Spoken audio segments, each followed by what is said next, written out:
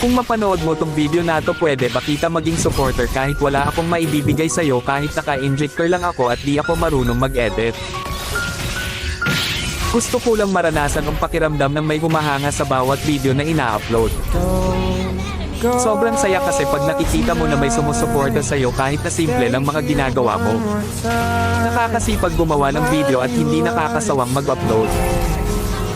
Sa panahon kasi ngayon, pag wala kang maibibigay ay malabo kapansinin ng iba at sa halip puro masasakit na salita pa ang mababasa mo at nakakalungkot man isipin, pero yun ang totoo. Di ko naman nilalahat pero karamihan ganon. Ang hirap kasi pag walang talent, pag di ka gwapo, maganda o sikat na kilalang tao. Ang hirap pag di ka mayaman.